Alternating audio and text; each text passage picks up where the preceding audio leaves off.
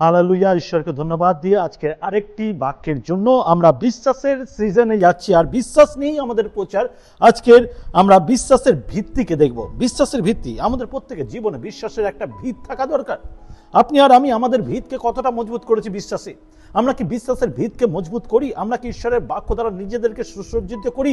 আমরা কি সেই পদুর্গ্রস্ত মহিলার মতন শুনি, বারবার শুনে শুনে তাকে সেই বিশ্বাসকে এমন মর্যাদা দিই বা এমন স্থান দিই যেখানে আমি শুধু বস্ত্র স্পর্শ করবো আর সুস্থতা পাবো? আজকে আমাদেরকে যাচাই করা উচিত আমাদের বিশ্বাসের ভিত কোন জায়গায় দাঁড়িয়ে, আমরা কোন জায়গায় দাঁড়িয়ে আছি বিশ্বাসের ভিত নিয়ে। কারণ ইব্রিয় তার 11 অধ্যায় 1 থেকে 3 পদ বলছে, ইব্রিয় তার 11 অধ্যায় 1 থেকে 3 পদে বলছে, আর বিশ্বাস প্রত্যাশিত বিষয়ের নিশ্চয়তা জ্ঞান, অদৃশ্য বিষয়ের প্রমাণ প্রাপ্তি। কারণ এই সম্বন্ধীয় প্রাচীনগণের পক্ষেও সাক্ষ্য দেওয়া হইয়াছিল। বিশ্বাসে আমরা বুঝিতে পারি যে যুগকলাপ ঈশ্বরের বাক্য দ্বারা রচিত হইয়াছে। সুতরাং কোন প্রত্যক্ষ বস্তু হইতে এই সকল দৃশ্য বস্তুর উৎপাটিত হয় নাই। বিশ্বাস এমন একটা বস্তু যেটা অদৃশ্য বিষয়কে প্রমাণ প্রাপ্তি করায়। আমি জানি এটা হবে না, আমাকে লোকে বলছে হবে না, এটা সম্ভব না, এটা হতে পারে না, সেখানে আমার বিশ্বাস আছে যে সেটা সম্ভব, সেটা হবে। এবং এটা আমাদের কাছে ক্লিয়ার, ঈশ্বরের বাক্য দ্বারা রচিত সমস্ত কিছু কোনো হঠাৎ করে কোনো কিছু অ্যাক্সিডেন্টের মাধ্যমে হয় না, ঈশ্বর দ্বারা পরিচালিত সমস্ত কিছু হয়। এই বিশ্বাস আমাদের জীবনে আছে বলে আজ আমরা প্রভুতে বৃদ্ধি পাচ্ছি বা ঈশ্বরের পরিকল্পনাগুলোকে দেখতে পাচ্ছি। অনেকে বলে আমরা বিশ্বাসী, কিন্তু আমরা কখনো ঈশ্বরের মিরাকেলকে দেখতে পাই না, কারণ আপনার বিশ্বাসের ভিত মজবুত নয়, আপনি ঈশ্বরকে ট্রাস্ট করেন না। বিশ্বাস এমন একটা পদক্ষেপ যেটা মিরাকেলকে নিয়ে আসে।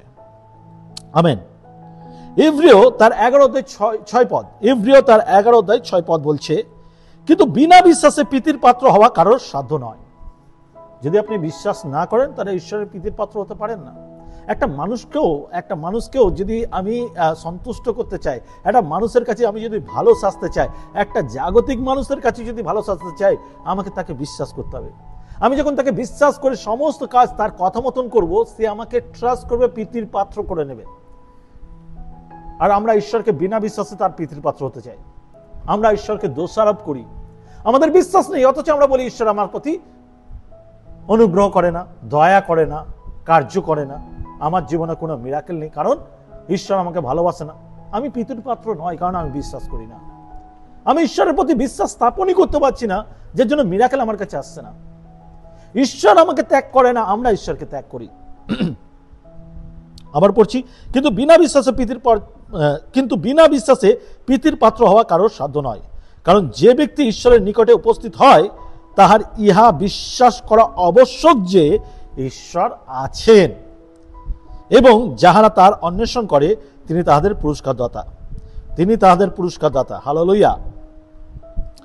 বিশ্বাসের আমি কয়েকটি পয়েন্ট দেখাবো, সেই পয়েন্টের মধ্যে আবার কয়েকটি পয়েন্ট দেখাবো। আমি 3টি মেনলি পয়েন্ট দেখাবো বিশ্বাস নিয়ে, বিশ্বাসের ভিত নিয়ে। মেন পয়েন্ট হচ্ছে বিশ্বাসের ভিত। এই বিশ্বাসের ভিত কি? বিশ্বাসের ভিত কি? কখনো প্রশ্ন করেছি নিজেকে? আজকের বিশ্বাসের ভিত কি তার 5টি পয়েন্ট আমি দেখাবো, যেটা ইব্রিয় তার 11 অধ্যায় 1 থেকে 6 পদে বলছে। আপনারা পড়ে নেবেন বাড়িতে, আমি সবকিছু খুলে বলবো না, আপনারা পড়ে নেবেন। ইব্রিয় তার 11 অধ্যায় 1 থেকে 6 বলছে, আপনার প্রথম পয়েন্ট এ, বিশ্বাসের ভিত্তি হলেন ঈশ্বর। প্রথম পয়েন্ট মনে রাখবেন, ভিত যদি গড়তে চান, আপনার জীবনে ঈশ্বরের ভিত যদি গড়তে চান, তাহলে বিশ্বাসের ভিত্তি হলেন ঈশ্বর। আমি যে যার উপরে বিশ্বাস করবো সেই ভিত্তি হলো ঈশ্বর, এটা প্রথম পয়েন্ট। দ্বিতীয় পয়েন্ট হচ্ছে বিশ্বাস হলো ঈশ্বরের তার বাক্যের প্রতি বিশ্বাসতা এবং তার ধার্মিক চরিত্রের উপর ভিত্তি করে চলা। বিশ্বাস হচ্ছে ঈশ্বরের বাক্যের প্রতি বিশ্বাসতা আনা এবং তার ধার্মিক চরিত্রের উপর ভিত করে চলা। তার ধার্মিক যে চরিত্র আছে তার উপরেই ভিত করে আমাদের চলা। এবং 3 নম্বর পয়েন্ট, বিশ্বাস হলো ঈশ্বরের সাথে একটি জীবন্ত কার্যকর সম্পর্ক। বিশ্বাস হলো বিশ্বাস হলো ঈশ্বরের সাথে একটি জীবন্ত এবং কার্যকর সম্পর্ক। ঈশ্বরের সঙ্গে একটা এমন সম্পর্ক যেটা কার্যকারী। 4 নম্বর পয়েন্ট, 4টি পয়েন্ট দেখাবো অ্যাকচুয়ালি।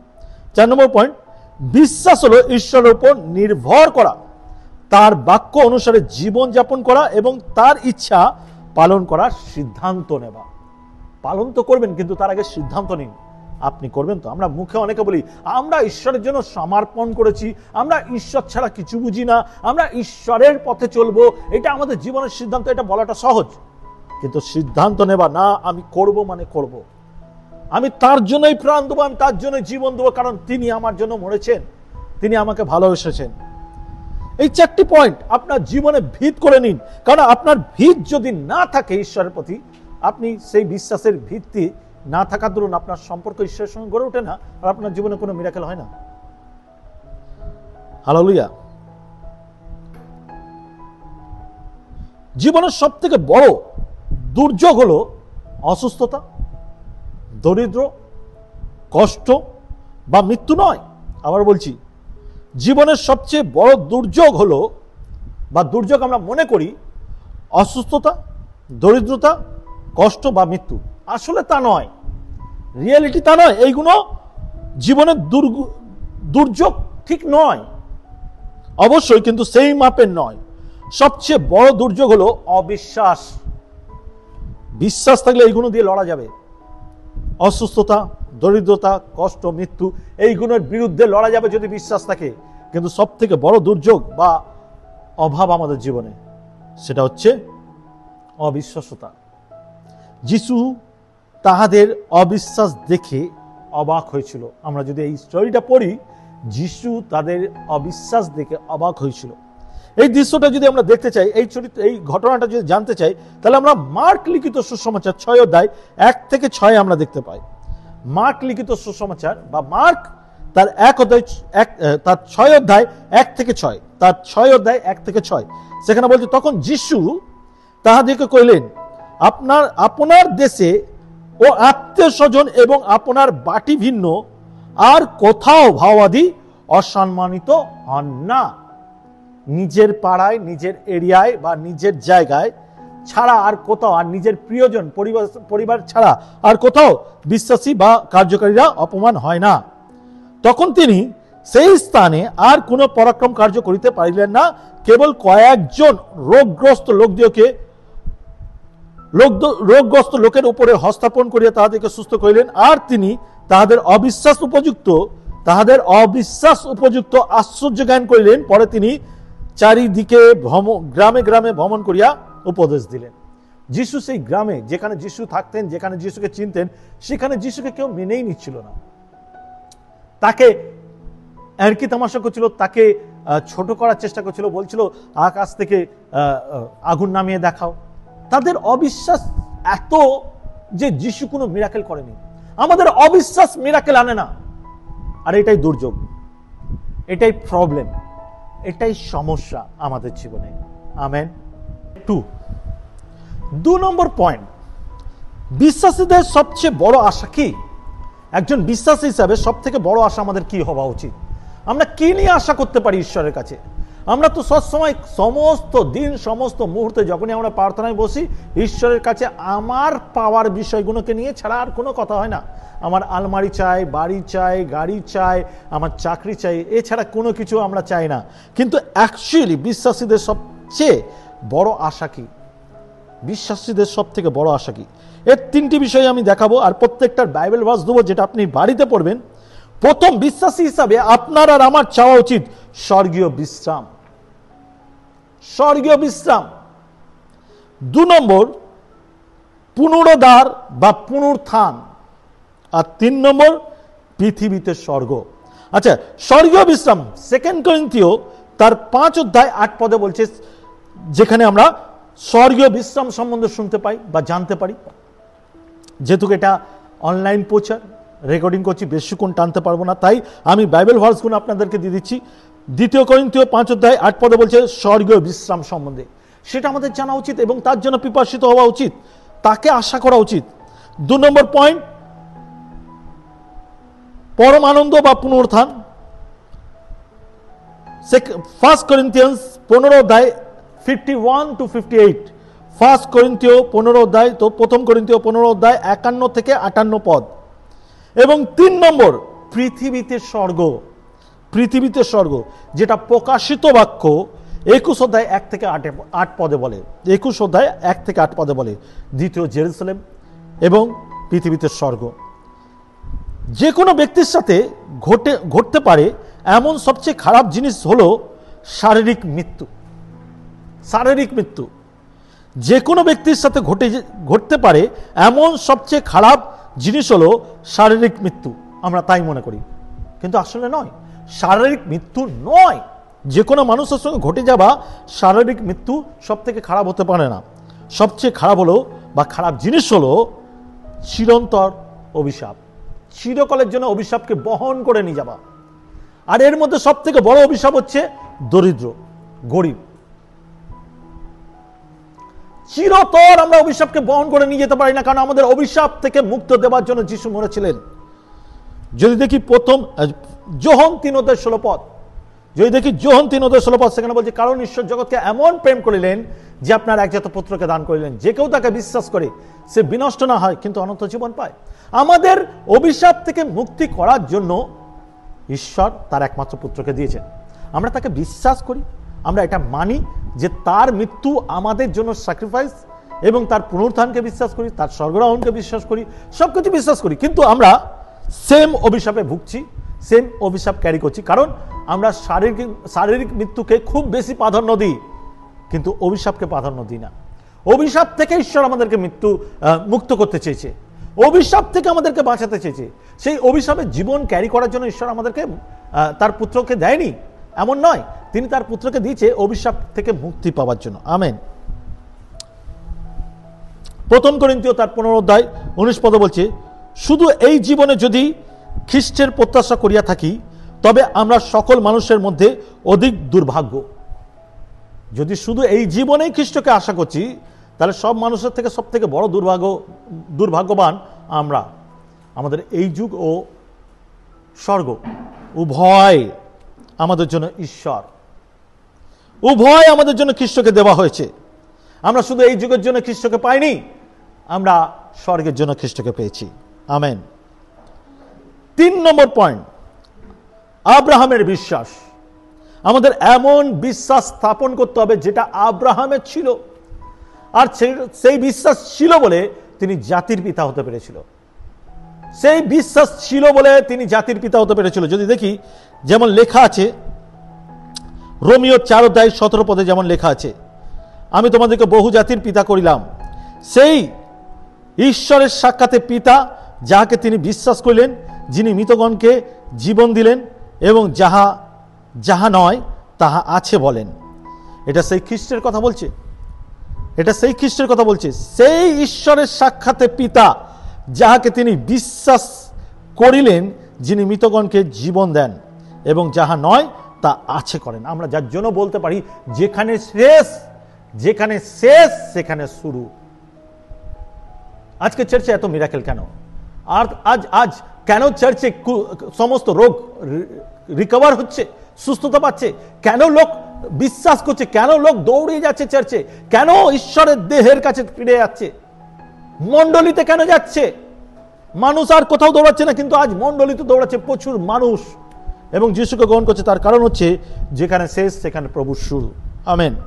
ইব্রিয় তার 11 অধ্যায় 10 পদ, ইব্রিয় 11 অধ্যায় 10 পদে বলছে, কারণ তিনি ভিত্তিমূলক বৈশিষ্ট্য সেই নগরের অপেক্ষা করিতেছিলেন, যাহার স্থাপনকর্তা ও নির্মাতা ঈশ্বর।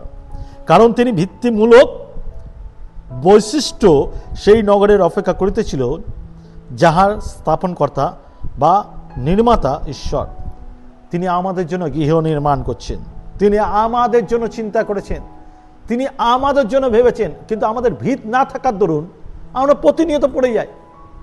আজকের বিশ্বাসী তো বলি, কিন্তু বিশ্বাসের ভিত কতটা আছে, সেই ভিতকে কি আমরা গড়তে পেরেছি?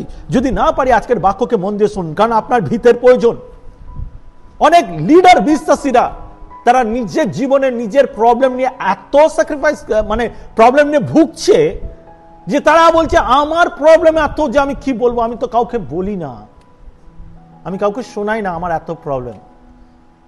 আপনার যদি এত প্রবলেম, তাহলে আপনি জেনে রাখুন আপনার বিশ্বাসের ভিত নেই, আপনার বিশ্বাসের ভিত নেই, তাই আপনি নিজেও উদ্ধার পাননি, আর যার কাছে যান তাকে উদ্ধার দিতে পারেন না। আজকের মূল প্রচারের 3টি পয়েন্ট আমি আপনাকে বলতে চাই, যেটা অলরেডি বলেছি। বিশেষ পয়েন্ট, প্রথম পয়েন্ট হচ্ছে, যে কোনো ব্যক্তির সাথে ঘটতে পারে এমন সবচেয়ে খারাপ জিনিস হলো শারীরিক মৃত্যু নয়, সবচেয়ে খারাপ জিনিস হলো চিরন্তর অভিশাপ। 2 নম্বর পয়েন্ট হচ্ছে, যেটা মেন প্রচার, বিশ্বাস হলো ঈশ্বরের তার বাক্যের প্রতি বিশ্বস্ততা এবং তার ধার্মিক চরিত্রের উপর ভিত্তি করে চলা, তার বাক্য এবং তার ধার্মিক চরিত্রের উপরে ভিত্তি করা। এবং 3 নম্বর পয়েন্ট, জীবনের সবচেয়ে বড় দুর্যোগ অসুস্থতা, দরিদ্রতা, কষ্ট বা মৃত্যু নয়, সবচেয়ে বড় দুর্যোগ হলো অবিশ্বাস। যিশু তাহাদের অবিশ্বাস দেখে অবাক হয়েছিল। আপনারও অবিশ্বাস দেখে, আমারও অবিশ্বাস দেখে যিশু অবাক হয়ে যায়। এমনও আমি ঘটনা দেখেছি, কাউকে প্রভু মৃত্যুজনক ব্যাধি থেকে রক্ষা করেছে, ক্যান্সার লাস্ট স্টেজ, ডক্টর বলেছে বাঁচবে না, সেই ক্যান্সার থেকে তার বিশ্বাসের দরুন বেরিয়ে এসছে, কিন্তু বহু বছর পর তার সামান্য জ্বর হয়েছে, আর বিশ্বাস রাখতে পারেনি, মারা গেছে। আপনার বিশ্বাস আপনাকে সেভ করে, আমেন। আপনার বিশ্বাস আপনাকে সেভ করে, সুস্থতা দেয়, উদ্ধার করে, আমেন। তো যদি আজ এই বিশ্বাস নিয়ে আমরা এগিয়ে যেতে চাই, আমাদের বিশ্বাসের ভিতকে যদি বৃদ্ধি করতে চাই, তাহলে এই বাক্যকে অনুসরণ করি এবং সেই মতন চলার চেষ্টা করি।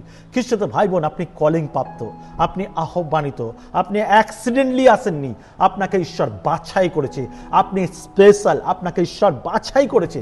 আপনার ভিত স্থাপন করা উচিত, যাতে আপনি ঈশ্বরের পরিকল্পনাকে বুঝতে পারেন, আপনার জীবনে যেন ঈশ্বরের পরিকল্পনা স্থাপন হয় এবং আপনি তার পরিকল্পনাকে নিয়ে দৌড়াতে পারেন, আমেন। আসি, আপনার জন্য আমি প্রার্থনা করি। পবিত্র পিতা, আজকের এই সুন্দর মুহূর্তের জন্য তোমাকে ধন্যবাদ দিই। এই ভিত আমাদের প্রয়োজন, এই বিশ্বাসের ভিত আমাদের প্রয়োজন প্রভু। এই ভিতকে তুমি মজবুত করো প্রভু। আমি জানি এই বাক্য অনেকের সঙ্গে কথা বলছে, অনেকের সেই দুর্বলতাকে তুলে তুলে দেখাচ্ছে, আমরা ইগনোর করতে পারি না, আমরা ইগনোর করতে পারি না প্রভু। তোমার আত্মা যেন স্ট্রংলি আমাদের সঙ্গে কথা বলে এবং আমরা এই ভিতকে যেন মজবুত করতে পারি পিতা। আমাদের বিশ্বাসের ভিত যেন মজবুত হয় এবং আমরা যেন তোমার নামেতে স্বাধীনতাকে ঘোষণা করতে পারি, স্বাধীনতা নিয়ে যেতে পারি, তোমার কার্যকে বহন করতে পারি, কিন্তু অভিশপ্ত জীবন নয়। প্রভু, তুমি আমাদের সঙ্গে থেকে পরিচর্যা করো। আজকে যতজন এই বাক্য শুনলো প্রত্যেককে আশীর্বাদ করো, যিশু নামে এই প্রার্থনা চাই, আমেন। আমি বিশ্বাস করি আপনার এই বাক্য যদি ভালো লেগে থাকে, অবশ্যই আপনার প্রিয়জনের কাছে শেয়ার করবেন এবং সেই বাক্য পূরণ করবে সমুদায় জগতে যাওয়া এবং সুসমাচার প্রচার করা। আপনি না যেতে পারলেও শেয়ার করুন এবং কমেন্ট করবেন, লাইক করবেন। আপনি যদি কোনো মিরাকেল পান এই বাক্য থেকে, কোনো রকম আপনি আপনার হৃদয়কে পরিবর্তন করতে পারছেন বা স্ট্রংলি বাক্য আপনাকে সাহায্য করছে, অবশ্যই কমেন্টে আমাদের সঙ্গে যোগাযোগ করবেন। আমরা আপনাকে সাহায্য করব কিভাবে আরও আপনাকে হেল্প করতে পারি। এবং আমাদের দেখুন, আমাদের নিচে আমাদের হোয়াটসঅ্যাপ নাম্বার দেওয়া আছে, সেম নাম্বার কলিং করতে পারবেন, আপনি সেম নাম্বারে টেলিগ্রামে কন্ট্যাক্ট করতে পারবেন।